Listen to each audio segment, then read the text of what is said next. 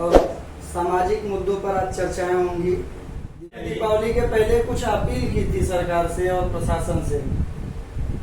हाँ, उस अपील का असर हुआ कि दीपावली के पहले जो नवरात्र आती है तो नवरात्र में गरबा जो प्रारंभ होता है, उस गरबा के अंदर गैर हिंदू लोग जब प्रवेश करते हैं, उस प्रवेश को लेकर मैंने मुद्दा उठाया था कि पुलिस का बंदोबस्त होना चाहिए और आधार कार्ड से लेकर सभी डॉक्यूमेंट्स के जरिए उनको प्रवेश देखा जाए और करा जाए। ऐसे असामाजिक तत्वों की रोकथाम बहुत जरूरी है, जिसमें सचेत पुलिस को होना जरूरी है और हमको भी सचेत रहना जरूरी है। मुंबा देवी मंदिर के बारे में कुछ आप बोल रहे थे उस समय पहले। मैं एक बात बोलता हूँ कि मुंबा देवी मंदिर के बारे में तो मैं काफी समय से बोल रहा हूँ कि 400 साल इस मुंबा देवी मंदिर को हो गए और ये एरिया बहु हिंदू एरिया है और यहाँ के जो नेता है वो सब जुमलेबाजी करते हैं। उनके हाथ में सत्ता है, पावर है, पैसा है, उसके बावजूद भी मुंबा देवी के परिसर के बाहर कोई सुविधा नहीं है, बल्कि मुंबा देवी के दर्शन करने के लिए जो लोग आते हैं और उल्टा सीधा बोल के जाते हैं। जैसे यहाँ का बस स्टॉप देखिए, वहाँ बांग्लादेशियों का कब्जा है और मुंबा देवी की जब अंदर एंट्री करते हैं तो कोई सुविधा नहीं है और पीछे के गेट पे वहाँ सब गर्दनों का नाच होता है। तो किसी भी नेता को मैं ये भरोसा नहीं करता हूँ कि वो हिंदू नेता है, और अगर हिंदू होता तो वो पहले मुंबा देवी के बारे में सोचता, वहाँ की सड़कों को ठीक करता, लोगों की तकलीफों को देखता। लेकिन सब आते हैं, जुमलेबाजी करते हैं, फोटो खिंचाते हैं और निकल जाते हैं। मुंबा देवी जी, और मुंबई को आर्थिक राजधानी बोला जाता है भारत की, तो फुटपाथ वालों का कहीं ना कहीं समस्या आता है। काशी विश्वनाथ मंदिर की तर्ज पर मुंबा देवी का पूर्ण विकास होना चाहिए, क्योंकि ये मुंबा देवी खाली मुंबई की नहीं है, ऑल ओवर विश्व की एक ऐसी देवी है जिनका चमत्कार मैंने खुद में देखा है। लेकिन यहाँ के हिंदू नेता अय्याशी में लीन रहते हैं।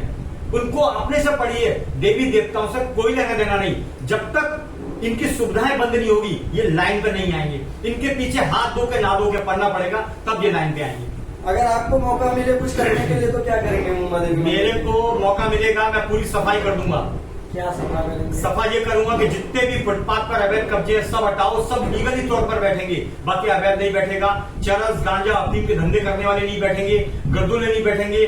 और मुंबा देवी मंदिर का जो परिसर है बाहर का और अंदर का इतना खूबसूरत बनाऊंगा जिसका जवाब नहीं, लोग आके खुश होंगे। मुंबा देवी मंदिर के आसपास में कहाँ पे ऐसे गेट पीछे देखिए, जो गेट पीछे का जो गेट है, मेन गेट पे तो सब पहले लगे हुए, लेकिन जो पीछे का गेट है वहां पर देखिए सब कब्जा किया हुआ, अवैध कब्जा है वहां पर। वहां निकलने को नहीं होता बिल्कुल भी। ऐसा टूटा फूटा रास्ता है। हमें शर्म आती है कि मुंबा देवी क्षेत्र के अंदर इतना पैसा आता है इस ट्रस्ट के अंदर, फिर भी किसी को ध्यान नहीं है, बस कमाने में लगे हुए हैं, फोटो खिंचाने में लगे हुए हैं। ये बड़ा शर्म का विषय है।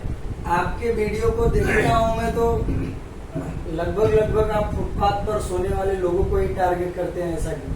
फुटपाथ पर सोने वाले ये वोट बैंक की राजनीति है। ये लोग गरीब नहीं है, आप इनको गरीब नहीं समझे। गरीब तो हम लोग हैं। क्या हम चाय पीने के लिए सोचते हैं कि चाय सस्ती कहाँ मिलेगी? उन लोगों के पास तो लाखों रुपया है। चरस गांजा का वो लोग धंधा करते हैं और सब नेताओं के वोट बैंक के। आखिर फुटपाथ किसके लिए? सोने के लिए या चलने के लिए? आप ही बता दीजिए। नशा का माहौल बना हुआ है जी यहाँ मुंबई में, चरस अफीम गांजा, जिस बात को आप बोल रहे हो उसी बात से मैं भी कुछ सवाल करूंगा कि ये सब करने वाला कौन है? इनमें नेताओं की भागीदारी है, डिपार्टमेंट की भागीदारी है। कोई ऊपर से परमात्मा आगे नहीं करता ये खोटे काम। इसमें जल्दी पैसे वाला बना जाता है और नेताओं की फुल अय्याशी का पैसा मिलता है। इसमें सभी अधिकारी शामिल हैं। नहीं तो मुंबई के अंदर परिंदा भी पर नहीं मार सकता। इतनी बड़ी बात मैं आपको बोलता हूँ, सबकी मिली भगत। अगर हम अपने मंच के माध्यम से अगर प्रशासन को जानकारी देना चाहें तो क्या बोल सकते हैं? सब मिली भगत है, सब मिली भगत है। एक्शन सब कर लो। क्यों होता है और कैसे होता है? पहले तो फुटपाथ खाली कराई जाए। संविधान माननीय कोर्ट ने भी बोला है कि फुटपाथ पब्लिक के चलने की जगह है, न कि सोने की जगह है। अवैध कब्जा, झोपड़पट्टी, ये क्या तरीका बना रखा है नेताओं ने? कोई सिस्टम है कि नहीं? पर जो गरीब है, जिनके पास रहने के लिए छत नहीं है, घर नहीं है, उनके फुटपाथ होते हैं, फ्लाईओवर होते हैं। ऐसे जगहों पर तमाम लोग ऐसे हैं जो गुजर बसर कर रहे हैं अपना। सरकार उनके बारे में सोच नहीं रही है। बोलते हैं कि आवास मिल रहा है और भी बहुत सारी सुविधाएं सरकार की तरफ से दी जाती है, लेकिन ये लोग आते कहाँ से हैं जब अगर इतनी सारी सुविधाएं दी जा रही? इस पर क्या कहेंगे? मैं तो एक ही बात बोलता हूँ, बांग्लादेश से बांग्लादेशी हिंदुस्तान में आता, कैसे आता? सब नेताओं की मिली भगत। झोपड़पट्टी बन जाती है, सब नेताओं की मिली भगत। फुटपाथ पे कब्जे होते हैं, सब नेताओं की मिली भगत। और एक बात मैं तो एक ही बात बोलना चाहूंगा, फुटपाथ पर रहने वाले जितने भी लोग हैं सब नेताओं के घर के आगे सो जाओ, इनके घर के आगे सो जाओ, इनकी अक्ल ठिकाने आ जाएगी। इनके कार्यालय के आगे सो जाओ, सब अक्ल ठिकाने आ जाएगी। क्यों नहीं सोते इनके कार्यालय के आगे? ये गलत इस्तेमाल करते हैं, हमारे पैसे का दुरुपयोग करते हैं भारतीय नेता। टैंक मुद्दे को भी लिए थे आप, वो कहाँ तक पहुंचा आपका? देखिए, सीपी टैंक का मुद्दा काफी समय से चल रहा है, कस्तूरबा गांधी चौक, ठीक है, वहाँ पर भी नशे को लेकर बहुत सारी बातें, वहाँ भी काफी सारे नशेड़ी वहाँ बैठे हुए हैं। आखिर सबको पैसा कमाना है, पैसा इसी तरीके से कमाया जाएगा जिसमें माल ज्यादा आता है, वो है नशे का कारोबार। सीपी टैंक सर्किट, नाम है कस्तूरबा गांधी चौक। एक माँ के चौक पर अंडरग्राउंड शौचालय बना दिया, क्या जरूरत है? पुराणों के मुताबिक किसी भी चौक को ब्रह्म स्थान बोला जाता है। ये हिंदू नेताओं की काली करतूत का खौफनाक सच, ये काय के हिंदू हैं, इनका डीएनए टेस्ट कराया जाए। ब्रह्म स्थान पर इन्होंने शौचालय बना दिया, फिर हिंदुत्व की बातें करते हैं और वहां पर शौचालय में झंडा बंधन करते हैं। तो चलो, आप सबकी मेहनत से झंडा बंधन बंद हुआ, इनको अक्कल आई थोड़ी कि शौचालय में झंडा बंधन नहीं होता है, ये तो कुछ भी कर सकते हैं। उद्धव सरकार में और शिंदे सरकार में कुछ परिवर्तन तो ऐसा है, इनका काम शुरू होने दीजिए। जो देश के लिए काम करेगा हम तो उसका समर्थन करेंगे, और जो अय्याशी करेगा हम उसको मुगलों की गिनती में गिनेंगे, फिर वो कोई भी सरकार हो। ये किस पर निशाना साध रहे हैं? ये निशाना उन लोगों पर है जो देश की सत्ता पर बैठकर अय्याशी करते हैं, देश की जनता को नोचने का काम करते हैं। ड्रग, चरस, गांजा, मिलावट, उस पर बिल्कुल ध्यान नहीं, सिर्फ अपनी अय्याशी पर ध्यान। तो ऐसे लोग देश के गद्दार हैं, वो चाहे नेता हो या नेता का बाप हो। ये जो भी बताए घटनाक्रम, ये पहले की सरकार में ही होता था और वर्तमान में भी चल रहा है। देखिए, दूध का धुला हुआ था, कहीं से कोई भी नहीं है। राजा हरिश्चंद्र इस समय कलयुग के जमाने में कोई है नहीं, ये तो परिणाम आने के बाद ही पता लगेगा। मुंबा देवी क्षेत्र 400 साल पुराना क्षेत्र है, प्रसिद्ध क्षेत्र है। यहाँ पे 1 महले, 2 महले, 3 महले की अधिकतम बिल्डिंगें हुआ करती थी। वर्तमान समय में पूरे मुंबई में सबसे ज्यादा अवैध निर्माण कार्य इसी पुराने इलाके मुंबा देवी क्षेत्र सी वार्ड में हो रहे। इसकी रोकथाम के लिए आपके पास क्या उपाय है और सरकार से, शिंदे सरकार से आप क्या मांग करना चाहेंगे? अवैध निर्माण तोड़ दो। शिंदे सरकार में सच्चाई है तो सब अवैध तोड़ो, और बीएमसी की जांच होनी चाहिए, स्थानीय नेता की जांच होनी चाहिए। आखिर अवैध निर्माण कैसे हुए जब परिंदा भी पर नहीं मार सकता, ऐसी व्यवस्था हमारे भारत की है, तो अवैध निर्माण कैसे हुए? आपके सी वार्ड में झवेरी बाजार क्षेत्र में टेरेसों पे अवैध गलाई के, सोने चांदी गलाई के भट्टियां चल रही हैं। एसिड के बड़े बड़े सब चिमनी से गंदे धुएं निकलते हैं, वातावरण प्रदूषित होता है। इस पे न फायर ब्रिगेड कुछ एक्शन लेता है, न हेल्थ डिपार्टमेंट। इस बारे में आप क्या कहना चाहेंगे? देखिए, कोई भी नेता मुंबा देवी क्षेत्र के लिए सोचता नहीं है, सिर्फ बातें करता है, जुमलेबाजी करता है।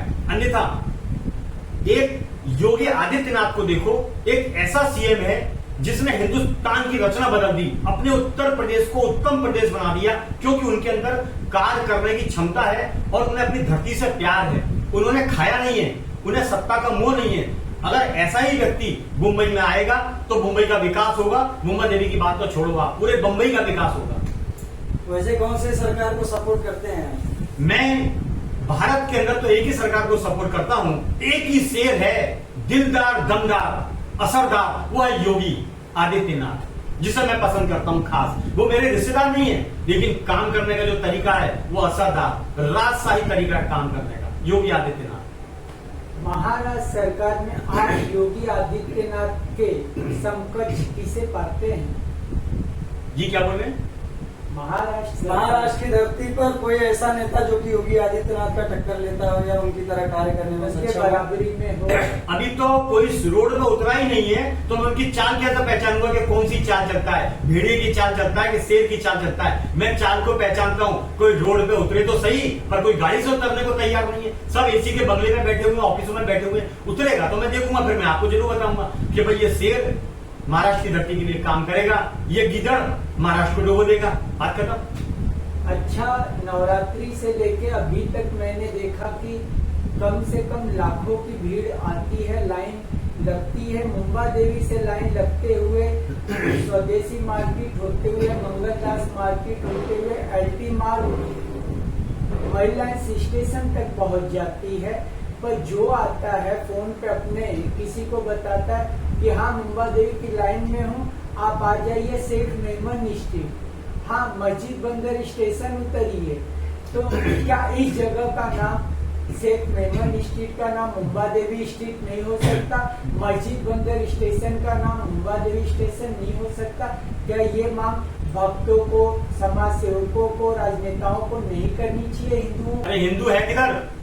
मुंबा देवी चौक नहीं बना सके, खाली बोर्ड लगा दिया है, जबकि मैंने बोला था मुंबा देवी भव्य चौक बनाया जाए। इन नेताओं की जेब से पैसा जाता है क्या?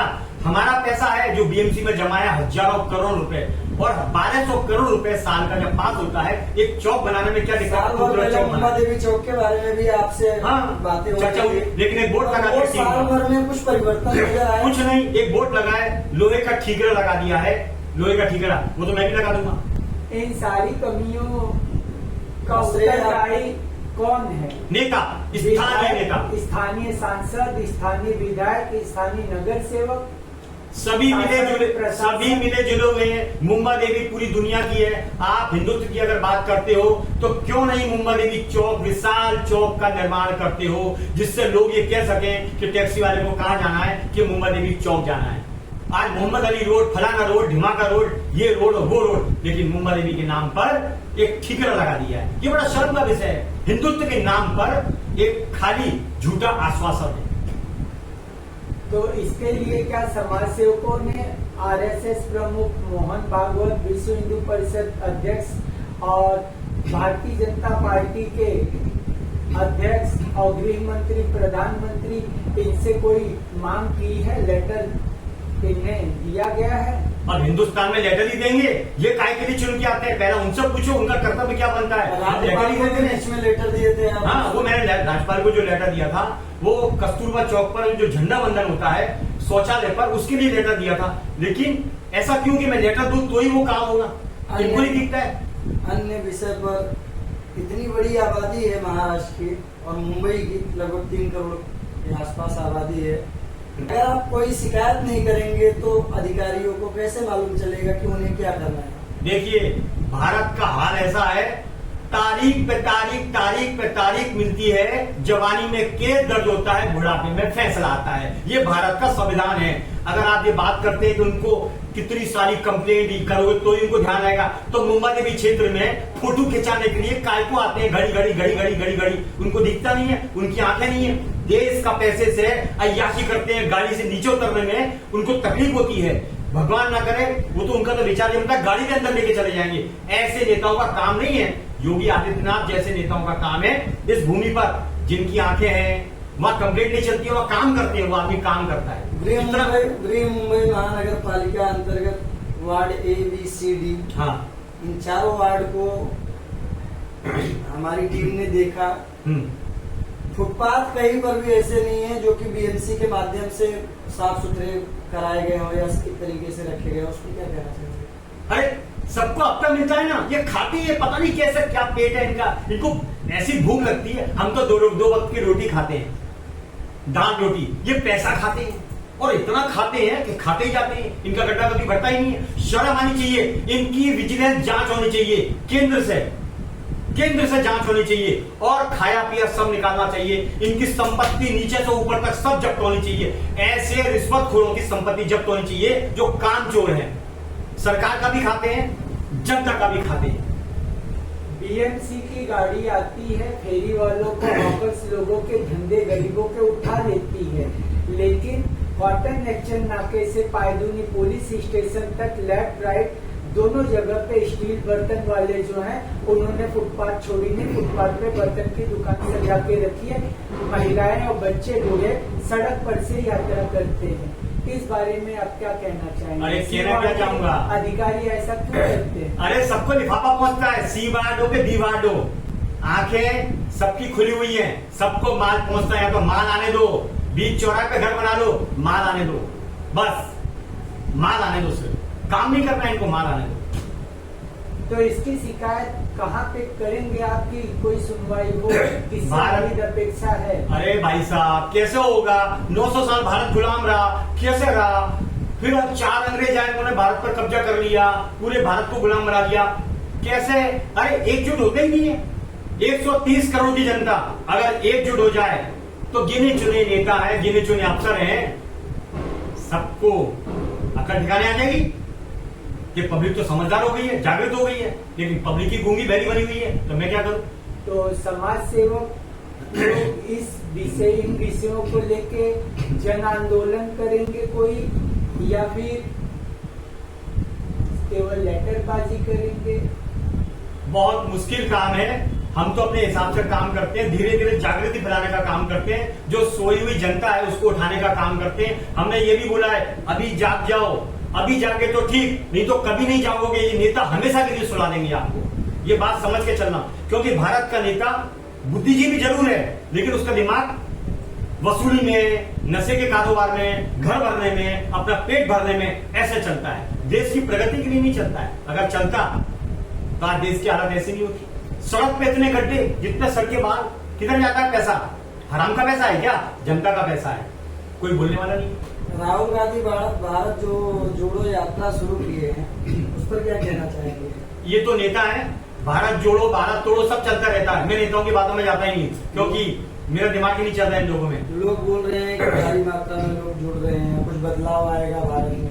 अरे ये सब नीचे से ऊपर तक सब एक जैसे हैं, बात समझ के चलना। पब्लिक को कैसा मूर्ख बनाना है और कैसे जनता से पैसा खींचना है, इनका एजेंडा पूरा करना है, ये सब एक ही थाली के चट्टे बट्टे हैं, इनमें मत जाओ आप। छठ पूजा के पावन पर्व पर जी दर्शकों को हमारे क्या संदेश देना चाहिए? छठ पूजा के पावन पर्व पर मैं यही उम्मीद करूंगा कि बहुत सुख शांति से छठ पूजा पूरे विश्व के अंदर एक इतिहास रचे, ऐसी मैं कामना करता हूं और प्रणाम करता हूं। बहुत बहुत धन्यवाद रविंद्र जैन जी, आपसे आपने अपना कीमती समय दिया हमारी टीम को, उसके लिए बहुत बहुत धन्यवाद। रविंद्र जैन जी हैं, रविंद्र जैन मुंबई। आप यूट्यूब पर सर्च करेंगे तो इनका चैनल आएगा यूट्यूब पर, आप उन्हें सब्सक्राइब भी कर सकते हैं, उनकी बातों को भी सुन सकते हैं। बहुत सारी बातें हैं जो हम तो छोटे छोटे शब्दों में सिर्फ बात कर रहे हैं। संपूर्ण जानकारी के लिए उनके चैनल को सब्सक्राइब कीजिए, ताकि और भी सारी जानकारियां आप लोगों तक पहुंच सके। बहुत बहुत धन्यवाद। अगर आपने अभी तक हमारे चैनल को सब्सक्राइब नहीं किया है तो अभी सब्सक्राइब करें, ताकि हमारा नया वीडियो आने वाला आपको जल्द से जल्द मिल जाए, और हमारे बेल आइकन को टैप करना ना भूलें।